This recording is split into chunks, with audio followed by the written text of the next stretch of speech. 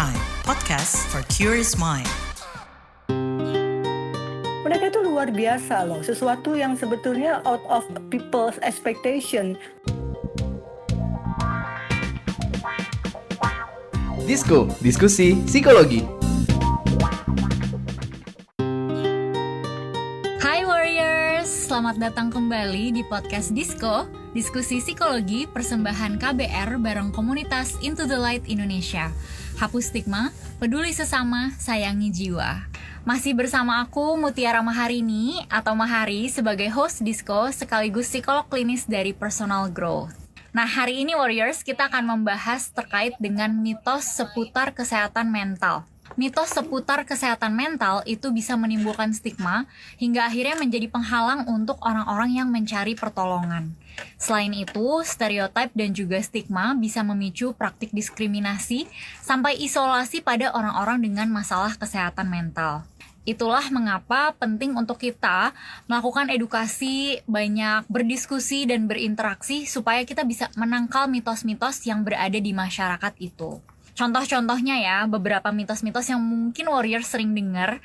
Yang pertama adalah gangguan jiwa terjadi pada seseorang yang lemah iman. Atau ada juga yang bilang kalau gangguan jiwa atau gangguan kesehatan mental itu berarti memiliki tingkat kecerdasan yang rendah.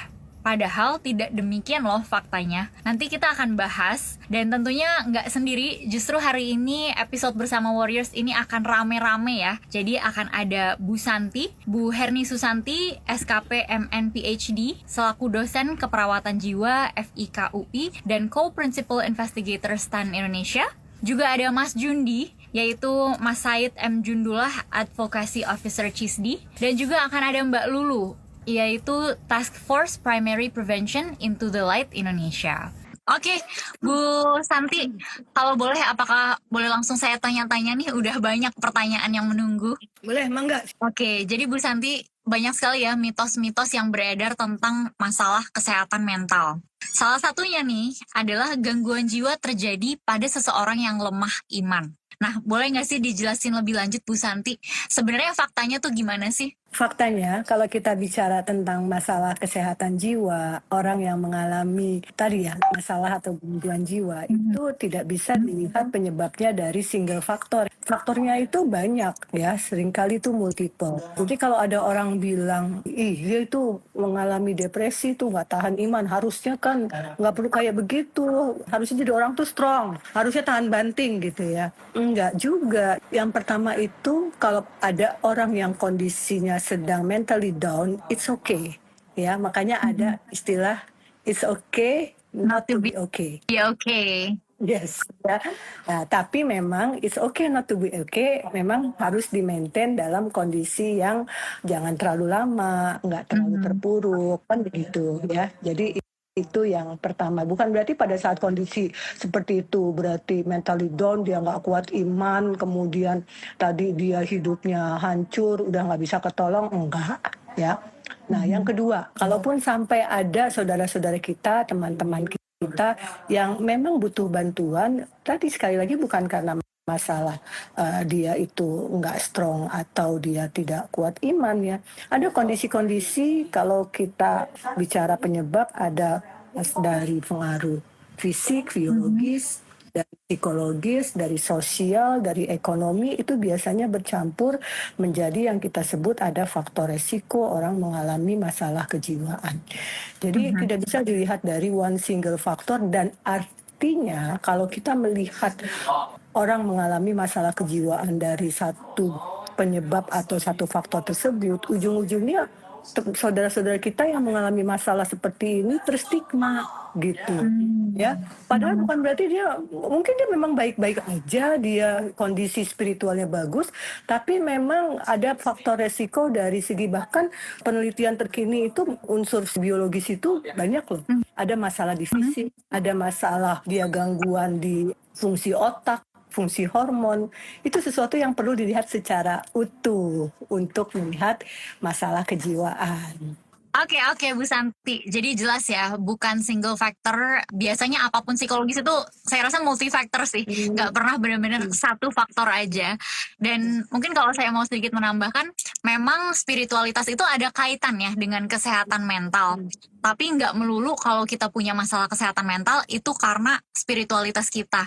Gitu ya Bu ya. Dan tadi Ibu juga menambahkan tentang faktor-faktor ada biopsikososial dan ekonomi juga ya Bu yang bisa Iya. mempengaruhi.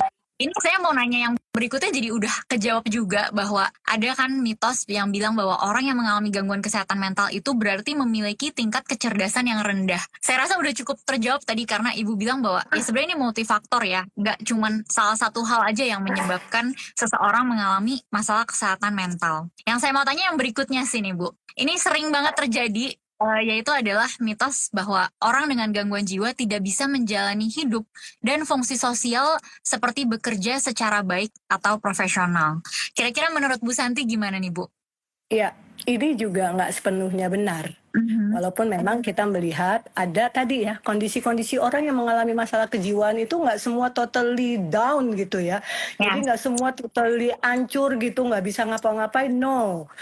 Masalah kejiwaan itu ada dalam kontinum, ada dalam kita bilang rentang. Ada aspek-aspek yang sebetulnya mereka masih bagus. Nah, ya kita kasih bocorannya nih ya. Dalam penelitian kami ini kita bekerja dengan teman-teman para survivor, teman-teman para penderita yang mengalami masalah kejiwaan. Dari masalah kejiwaan yang bisa dibilang mild ya, sedang-sedang sampai yang bisa dibilang severe. Dan amazingly ini yang saya katakan sekali lagi, mereka itu luar biasa loh. Sesuatu yang sebetulnya out of people's expectation. Mereka punya kompetensi ya. Ada teman-teman yang bisa bahkan bahasa Inggrisnya sangat bagus sekali, lebih cacicus mungkin ya.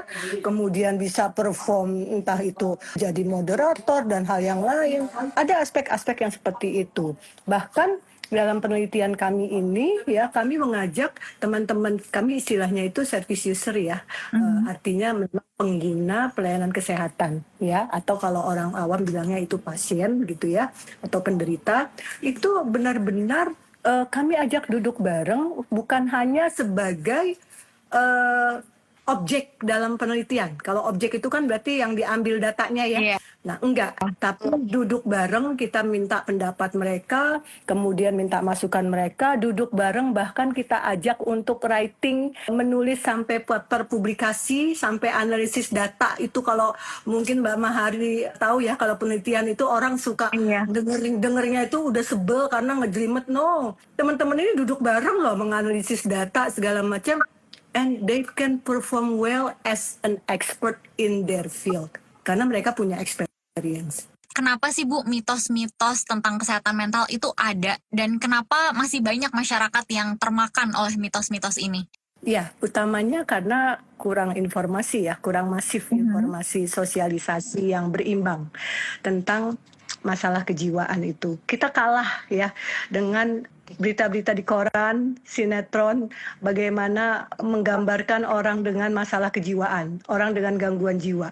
Yang digambarkan itu adalah mereka yang menakutkan, menyeramkan, ya, kemudian juga jorok, bau dan sebagainya. Kita kalah di situ. Padahal banyak banget bertebaran yang mereka itu sangat potensial. Teman-teman kita saudara-saudara ini bagus-bagus, cakep-cakep gitu ya. Kemudian juga sangat berprestasi.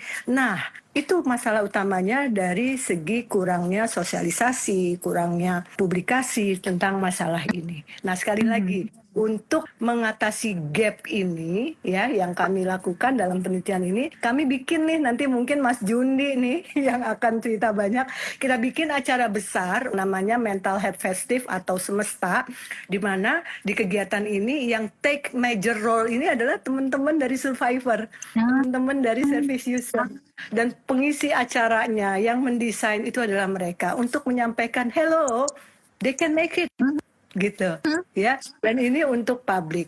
Nah, ini adalah satu upaya ya. Upaya yang lainnya tentu saja kita mengajak semua masyarakat ya untuk bisa ngeh ya, mental health awareness, pentingnya kesehatan jiwa ini di semua level gitu, sehingga masyarakat itu lebih paham. Betul, semua lebih paham. There is no health without mental health. Yes. Ya nggak, Mas? Cakep banget Ah. Ibu. Seperti kata WHO ya, there is no health without mental health. Ya. Kenapa orang bisa bilang, oke nih gue punya diabetes, gue punya hipertensi gitu ya. Tapi kenapa kalau orang dengan mental health itu sesuatu yang bahkan kalau perlu disembunyikan sampai ke Malu-malu gitu ya. malu-malu. Itu adalah suatu yang perlu kita perangi. Oke, thank you so much Bu Santi. Mau berpindah dulu sebentar ke Mas Jundi. Halo Mas Jundi. Halo, Kak Mari. Oke, Mas Jundi ini dari CISDI ya Mas ya? Yap. Dan kan CISDI sudah banyak sekali hal yang dilakukan ya. Kalau boleh tahu apa saja sih pengaruh dan dampak buruk gitu ya dari mitos-mitos yang ada di masyarakat yang sudah ditemukan oleh CISDI?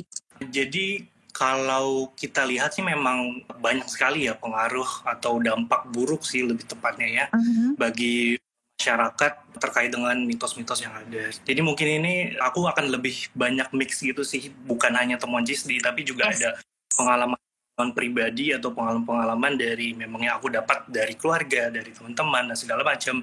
Bagaimana ternyata mitos yang menimbulkan stigma ini sebenarnya cukup berdampak besar, bukan hanya kesehatan orang dengan life experience ya, mereka jadi ada delay treatment, jadi kayak harusnya mereka bisa sesegera mungkin mencari pertolongan misalnya ke yang lebih profesional, tapi mereka harus menunda. Tapi dampaknya tuh lebih luas dari itu juga. Ada dampak misalnya, CISDI juga pernah melakukan konsultasi publik gitu ya. Walaupun ini terkait dengan World Health Assembly, tapi kami juga sempat ngumpulin nih teman-teman dari organisasi masyarakat sipil, teman-teman dari komunitas, termasuk di komunitas mental health. Ternyata ada temuan teman-teman dengan life experience tuh sering mendapatkan diskriminasi, mereka tidak bisa mendapatkan pekerjaan, ya mitos atau stigma begitu ya, kalau misalnya orang dengan gangguan jiwa pasti ya nggak bisa bekerja dengan baik dong, mereka nggak bisa menjalankan fungsinya dengan baik, mereka nggak bisa bekerja dengan profesional. Ternyata dampaknya bisa sampai pekerjaan juga. Mereka yang mungkin gangguan jiwanya, bahkan tadi Bu Santi sempat bilang ya, sebenarnya mental health kan itu kontinum, maksudnya tidak semuanya yang hidupnya sangat hancur, lebur, nggak bisa ngapa-ngapain, tapi ada juga mungkin yang mungkin tingkatnya mild atau tidak berat, jadi masih dapat berfungsi dengan baik secara sosial.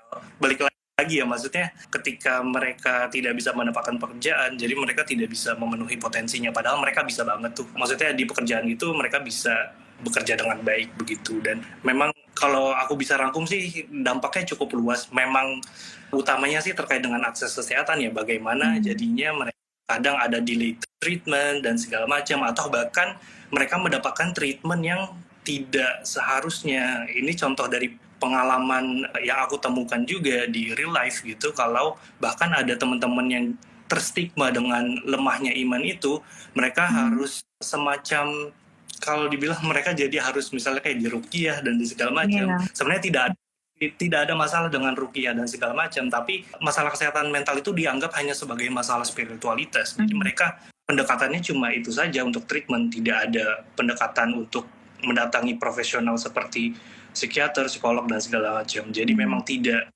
sasaran, karena lagi-lagi ya nggak bisa kita cuma ketok palu nih, kayaknya ini orang kemasukan setan gitu. Dampaknya tuh memang ada ke akses kesehatan, dampaknya bisa ke pekerjaan juga, dampaknya bisa juga ke bagaimana mereka berinteraksi dengan sekitar ya, walaupun mereka bisa menjalankan fungsinya, tapi mereka terstigma terus, itu jadi terinternalisasi ya lama-lama, jadi mereka jadi merasa tidak diterima oleh masyarakat. Benar. Oke. Makasih Mas Jundi. Mungkin sederhananya kalau misalnya ngebandingin kesehatan mental sama kesehatan fisik gitu ya, kayaknya kita bisa dengan jelas gitu ya memahami kenapa orang kalau lagi pilek atau mungkin kena penyakit yang lebih berat lagi kayak misalnya kena kanker, kita nggak mungkin ngomong ke dia kayak kamu pasti flu gara-gara ini ya kurang ibadah ya, atau kamu kena kanker pasti karena kamu kurang ibadah gitu. Nggak mungkin kita ngomong kayak gitu ya. Tapi kalau sedihnya dalam hal kesehatan mental masih ada nih beberapa orang yang belum paham sehingga berpikir bahwa korelasi antara spiritualitas dan kesehatan mental tuh sebegitu kuatnya ya, sampai mikir ngasih stigma bahwa orang yang kena masalah kesehatan mental itu kurang iman. Terus tadi yang kedua, tadi Mas juga sempat ngomong banyak yang akhirnya ke pekerjaan ya, masalahnya susah dapat pekerjaan yang layak gitu. Bayangin kalau misalnya masalah pekerjaan itu kan mempengaruhi segala hal ya, finansial, keluarga, pastinya untuk menghidupi keseharian jadi jauh lebih sulit juga. Jadi ini sangat penting untuk kita bahas dan aku rasa Mas Jundi di sini datang membawa inisiatif yang sangat baik ya untuk menghadapi, untuk break the stigma dari stigma-stigma yang ada, yaitu dengan mengadakan acara Semesta Mental Health Festival. CISDI sebagai salah satu penyelenggara, tentunya Mas Jundi nih bisa sedikit menceritakan kali ya tentang festival ini. Kira-kira gimana sih Mas festivalnya? Oke, jadi mungkin kalau buat teman-teman yang di sini yang belum tahu, jadi CISDI bersama dengan 3 NGO lainnya, di sini ada Into the Light, kemudian ada Komunitas Peduli Skizofrenia Indonesia, Ubah Stigma. Kami adalah bagian dari NGO yang terlibat sebagai Community Engagement Enabler dari Indonesia, yang tadi Bu Santi sudah sempat bilang. Jadi kami ini menyelenggarakan inisiatif kolaboratif yang menyediakan platform gitu ya bagi masyarakat.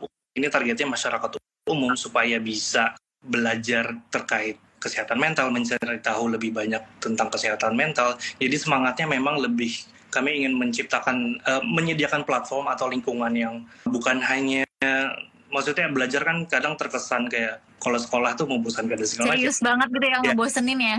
Jadi sebenarnya platform yang diusung adalah platform yang menyenangkan, kita bawa seinteraktif mungkin. Topiknya sebenarnya cukup diverse juga, dan kita juga ada macam-macam kegiatan yang banyak sih. Contohnya ada workshop, kita mengundang digital creator misalnya. Kita ada workshop tentang doodling, regulasi emosi. Oh iya, sama kita ada Wanca ya. Sama Wanca.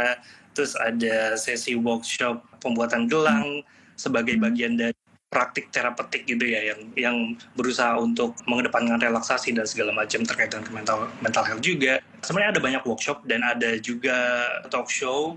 Di sini Kamahari juga hadir tuh ya. Oke, thank you so much Mas Jundi. Aku mau lanjut sedikit nih ke Mbak Lulu. Hai Mbak Lulu. Halo Kamahari. Mbak Lulu ini adalah Task Force Primary Prevention Into the Light Indonesia ya Mbak? Yes, betul Mbak Mahari. Oke, berarti udah orang yang tepat untuk aku tanyain ya. Mbak Lulu, kira-kira gimana sih caranya untuk kita menumbuhkan literasi soal isu kesehatan mental dan menangkal stigma di masyarakat? Gimana caranya? Dan sebenarnya sejauh ini tantangannya apa aja gitu? Karena dari tadi kita udah ngomongin stigmanya, ngomongin dampak buruknya, terus kita harus gimana nih Mbak? Ya, thank you Mbak Mahari. Jadi memang kalau untuk kita mengurangi stigma gitu ya dan meningkatkan literasi kesehatan mental itu memang saat ini susah-susah gampang ya Mbak Mahari. Jadi setelahnya itu karena memang masih banyak tantangannya, tapi hal yang memudahkannya, yang bisa memudahkan itu karena sebenarnya kita bisa melihat sendiri bahwa di kondisi intra dan pasca pandemi itu ada peningkatan minat masyarakat terutama kaum muda gitu terhadap isu kesehatan jiwa. Pun banyak kita bisa melihat konten-konten yang berisi tentang meningkatkan awareness gitu ya, berusaha untuk meningkatkan awareness mengenai isu-isu kesehatan mental. Pun memang seringkali kita temukan video-video atau konten-konten yang ada di sosial media itu masih berupa potongan-potongan informasi yang belum utuh gitu, sehingga potongan-potongan informasi yang berseliweran ini cenderung membuat kesalahpahaman dan membuat persepsi yang kurang tepat gitu ya untuk masyarakat. Dan justru kita kan banyak yang melihat konten-konten yang setengah atau ada penjelasannya di caption, tapi mungkin teman-teman yang melihat itu tidak memilih untuk membaca captionnya secara menyeluruh. Kemudian kalau kita lihat juga di sosial media itu ada beberapa konten yang kita temukan itu yang justru meromantisasi masalah kesehatan mental. Jadi justru konten-konten seperti ini bisa memperburuk pemahaman masyarakat dan membuat masyarakat justru menjadi cenderung meremehkan gitu. Dan kalau kita bicara soal tantangan dari meningkatkan literasi kesehatan mental, kita tidak bisa lupa bahwa ada stigma gitu ya, bahwa isu kesehatan mental ini masih dianggap tabu bagi sebagian orang gitu ya. Tadi juga sempat disinggung juga sama Mas Jundi, mungkin ada yang dikaitkan dengan kurangnya iman atau moralitas gitu ya, sehingga hal ini menjadi penghalang bagi teman-teman dengan masalah kesehatan mental untuk mencari bantuan atau orang-orang yang mau mencari tahu itu jadi less interest gitu, jadi kehilangan ketertarikan gitu. Tapi ada satu berita baik nih Mbak Mari yang mau saya bagikan juga di sini. Boleh, terkait dengan tadi keterkaitan masyarakat cenderung mengaitkan isu kesehatan mental ini dengan kurangnya iman atau moralitas. Jadi saya dapat satu info Dari seorang peneliti berdasarkan studi dan observasi beliau, ini masih hasil awal ya. Jadi beberapa pemimpin komunitas agama di daerah itu sudah mulai mencari tahu nih soal isu kesehatan mental. Jadi mereka sudah mulai cari tahu bagaimana sih kalau ada anggota komunitas agama mereka yang curhat ke mereka gitu. Bagaimana cara merespon yang baik dan bagaimana cara memberikan dukungan yang tepat. Ini kabar baik banget sih Mbak. Iya, Karena kalau kita misalnya jadi udah dari kita tokoh lihat harapan agama gitu yang ya. ngerti, kan yang bawah-bawah juga jadi ngerti ya. Terutama memang di masyarakat kita yang memang sangat menghormati pemimpin komunitas keagamaan gitu. Yes, setuju banget sama Mbak Lulu. Dan mungkin kalau dari Mbak Lulu sendiri, apa yang menurut Mbak Lulu bisa dilakuin sama pemerintah sih untuk bisa nurunin stigma-stigma terkait dengan kesehatan mental? Oke, bicara soal peran pemerintah tentunya sebagai pembuat kebijakan gitu ya, di posisi sangat vital. Jadi mereka selayaknya ya pemerintah itu bisa melakukan upaya yang komprehensif mulai dari promotifnya, kemudian preventif, kuratif, sampai rehabilitatif gitu ya. Dan bisa diwujudkan dengan upaya edukasi yang menyeluruh dan serta peningkatan pelayanan kesehatan jiwa. Memang sudah ada juga di awal tahun ini, saya melihat Kementerian Kesehatan menginisiasi satu kampanye di sosial media gitu ya mengenai kesehatan mental. Hanya saja memang usaha ini perlu dilakukan secara konsisten dan memerlukan upaya kolaboratif dari seluruh komponen masyarakat gitu ya. Dan juga Setuju mungkin, ya betul. Dan juga mungkin inisiasi kesehatan mental yang dimasukkan ke dalam kurikulum pendidikan mungkin mulai bisa dilaksanakan gitu ya, karena kita bisa melihat saat ini bahwa isu-isu kesehatan mental itu masalahnya sudah mulai menyentuh semakin dini gitu ya, usia-usia sekolah dasar gitu. Jadi mulai bisa dimasukkan kurikulum pendidikan dari mulai dasar, menengah, lanjutan, tinggi gitu ya, sehingga memang upaya mengurangi stigma ini bisa dimulai sedini mungkin yang berdampak di generasi yang akan datang. Satu kata yang mendeskripsikan cinta, respect. Jahat. Selfless. Komunikasi. Itu kata mereka soal cinta. Dengarkan Love Buzz di kbrprime.id. Tersedia juga di platform mendengarkan podcast lainnya. Love Buzz. Membicarakan perkara yang tidak dibicarakan ketika berbicara perkara cinta. Sebenarnya sekarang kita perlu mungkin sedikit mengapresiasi juga ya bahwa sudah ada usaha pemerintah. Contohnya kan sekarang lagi piloting juga tuh untuk hotline suicide ya oleh Kemenkes, Healing 119. Kemudian sekarang juga keberadaan psikolog klinis di puskesmas sudah lebih banyak. Meskipun masih jauh dari ideal ya. Tapi dan juga udah ditanggung BPJS di beberapa tempat. Jadi saya rasa itu hal-hal yang perlu kita notice dan appreciate juga. Pelan-pelan semoga bisa makin ideal lagi ya Mbak ya. Iya betul, amin. Semoga kedepannya akan terus bisa ditingkatkan dan konsisten. Yes, betul. Mungkin ini aku pertanyaan terakhir buat Mbak Lulu. Abis ini aku mau tanya pertanyaan ini juga ke Mas Jundi dan juga ke Bu Santi. Yaitu adalah, ada nggak sih pesan untuk para warriors yang lagi mendengarkan ini terkait dengan mungkin ketika mereka mendengarkan mitos-mitos terkait kesehatan mental, atau kalaupun mereka sendiri lagi struggling dengan kesehatan mental mereka?